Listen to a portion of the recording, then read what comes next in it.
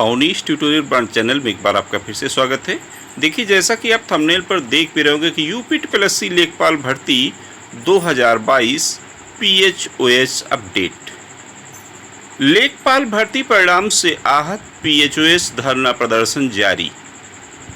लेखपाल भर्ती में प्रोविजनल चयनित लेखपाल अभ्यर्थियों को नियुक्ति कब?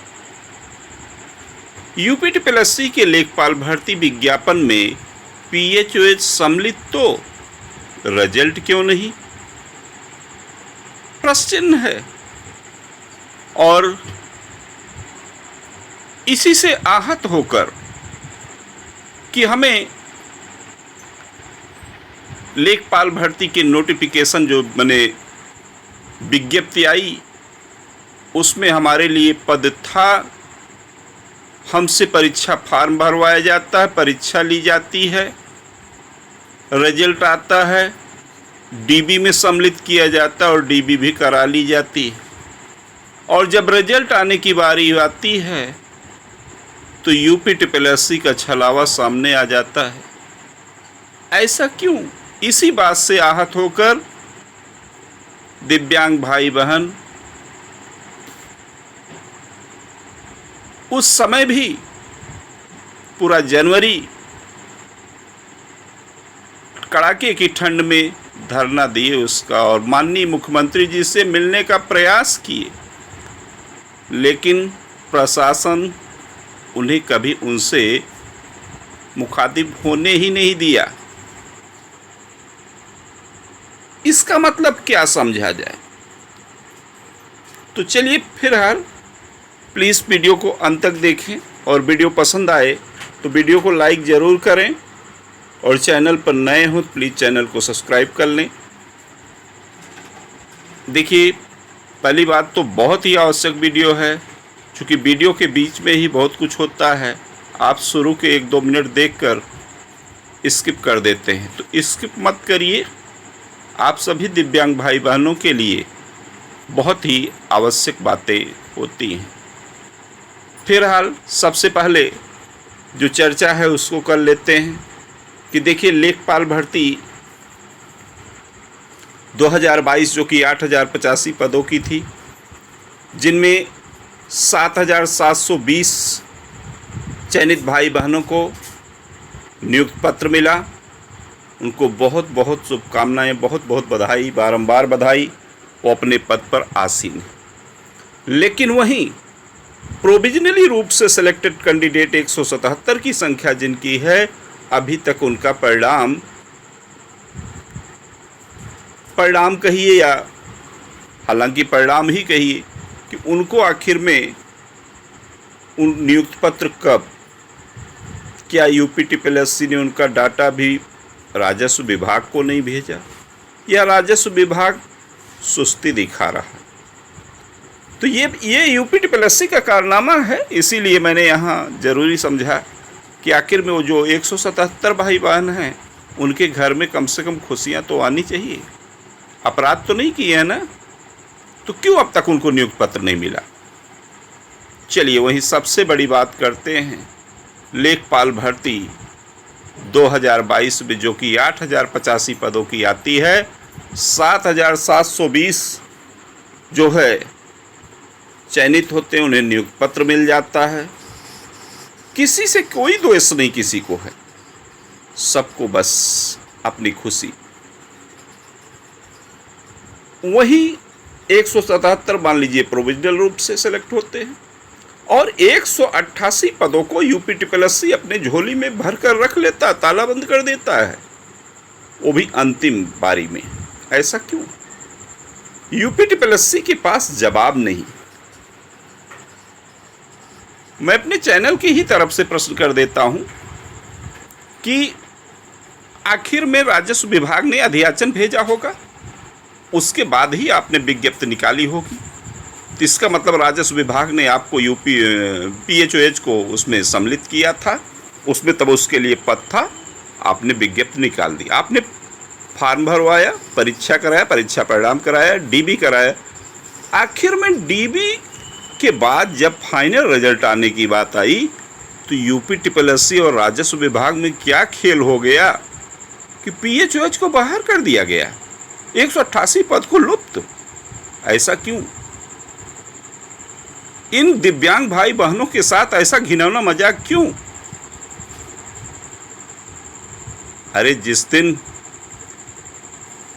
समझ में तब आता है जिसके घर में एक दिव्यांग पैदा होता है। उस माता पिता से पूछिए और उस जीवन से पूछिए जो दिव्यांग होकर जन्मा है, लेकिन फिर भी वो प्रयास कर रहा है, हार नहीं मान रहा है। आप उसको हराने का प्रयास क्यों करते हैं? शायद यह बात माननीय मुख्यमंत्री जी के कानों तक नहीं गई है, हो सकता है इसीलिए पुनः दिव्यांग भाई बहनों ने एक बार पुनः कमर कस ली है कि अब जो है हम अपना जवाब मांग कर रहेंगे। जब हमें UPSSC ने लेखपाल भर्ती के विज्ञप्ति में सम्मिलित रखा, हमसे सब कुछ किया, तो हमारा रिजल्ट भी जारी करें। इसी बात को लेकर धरना प्रदर्शन जारी है। ये देखिए लेखपाल भर्ती परिणाम से आहत पीएचओएच धरना प्रदर्शन जारी। धरना प्रदर्शन स्थल मौके पर इको गार्डन पार्क लखनऊ है। आप इन नंबरों पर दिव्यांग भाई बहन जो भी हों, वो कृष्णा जी हैं और सतीश जी हैं। कृष्णा जी का नंबर आपके समक्ष है, सतीश जी का नंबर आपके समक्ष है। आप इनसे डायरेक्ट बात करें, आप सहयोग करें, आप 188 पद की लड़ाई ज़रूर लड़ें। देखिए, ये मत सोचिए कि मेरा परसेंटेज कम है या कुछ नहीं। आप सब एक हैं, एक बनकर विजय पाना है, इसको आवाज़ देना है।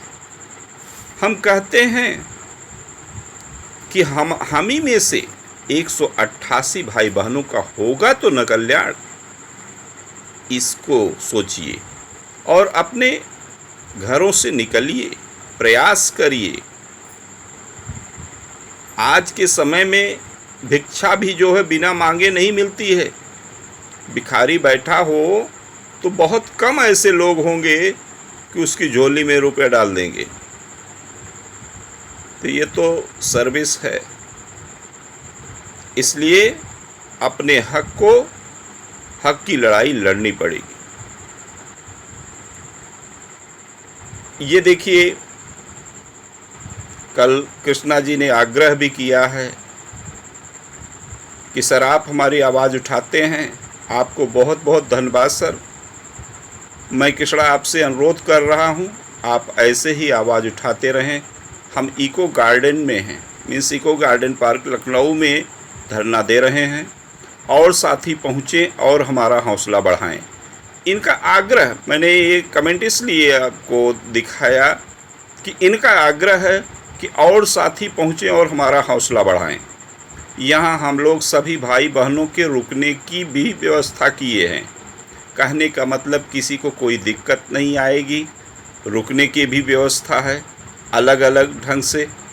और माने जो दिव्यांग भाई होंगे उनके लिए अलग व्यवस्था, दिव्यांग बहनें होंगी उनके लिए अलग व्यवस्था, और खाने की भी व्यवस्था की गई है। बस साथ ही साथ आएँ और हम अपनी 188 सीट लेकर रहेंगे। तो ये है कृष्णा जी की आवाज़। बहुत ही इन्होंने आग्रह किया है, आप सभी साथ दें और अपने पद की लड़ाई लड़ें। इसीलिए मैं कहता हूँ, अंत में आपके साथ ज़रूर ये बात शेयर कर रहा हूँ कि कोशिश करने वालों की हार नहीं होती, लहरों से डरकर नौका पार नहीं होती। नन्ही चींटी जब दाना लेकर चलती है, चढ़ती दीवारों पर 100 बार फिसलती है। मन का विश्वास रगों में साहस भरता है, चढ़कर गिरना गिरकर चढ़ना ना अखरता है। आखिर उसकी मेहनत बेकार नहीं होती, कोशिश करने वालों की हार नहीं होती। तो आप कोशिश करें, आपकी हार नहीं होगी। ये छोटी मोटी जो लहरें हैं, इनसे डरिए मत। आप इन लहरों से चलिए, जनवरी में ठंड थी, वो छोटी सी लहर थी, आपका कोई नहीं सुना, वो लहर थी। आपको झूठा आश्वासन यूपी TSS ने दिया, वो लहर थी, उनसे डरना नहीं है। एक चींटी से आप अपने आप को लेकर चलिए कि एक चींटी की महानता क्या है, तो आप उससे कम नहीं, आप तो मानव हैं। आप अपने मनों में विश्वास रखिए और आपके रगों में साहस होना चाहिए। अरे भाई, बहुत से लोग यही दिव्यांग भाई बहन सोच रहे होंगे कि उस समय हमने धरना दिया, कोई फ़ायदा नहीं मिला, तो आप उस बात को छोड़िए, बोलिए अरे भाई, ज़िंदगी में हार और जीत तो लगी ही रहती है, कोई जीतता है कोई हारता है, लेकिन जीत तो एक दिन सुनिश्चित होती है।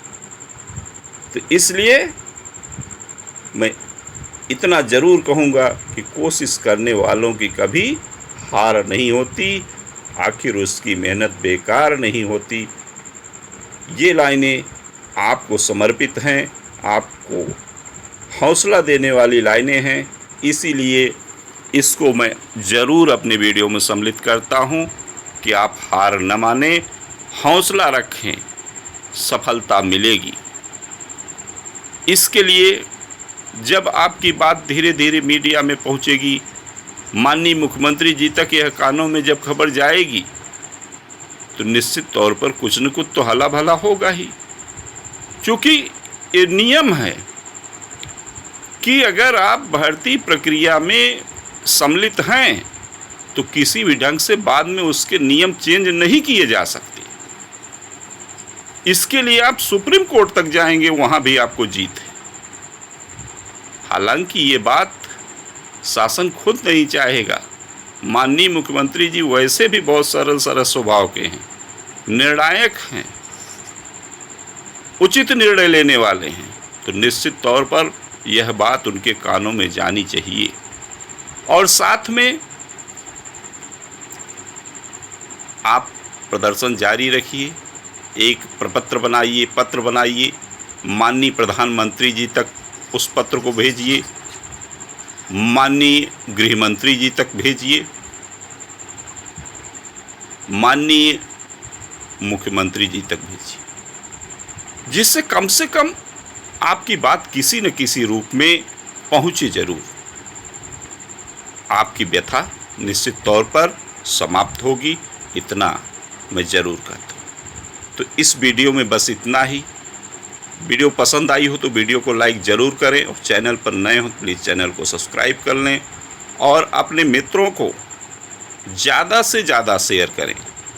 जितना शेयर करेंगे उतना कम से कम अपने भाई बहनों तक पहुँचेगा, उनके अंदर एक हौसला आएगा, और जो धरने में बैठे ये कृष्णा जी और सतीश जी हैं, निश्चित तौर पर इनको मजबूती प्रदान होगी, और ये आपको परिणाम निश्चित तौर पर देंगे।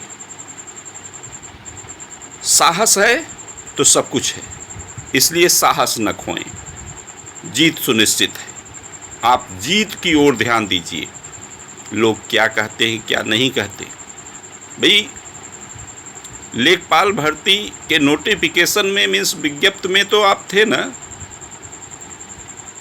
फिर आपसे परीक्षा फॉर्म भरवाया गया ना, आपसे परीक्षा ली गई ना, आपका परिणाम जारी किया गया ना, आपको डीबी के लिए सेलेक्ट किया गया ना, आपको डीबी आपसे कराई गई ना।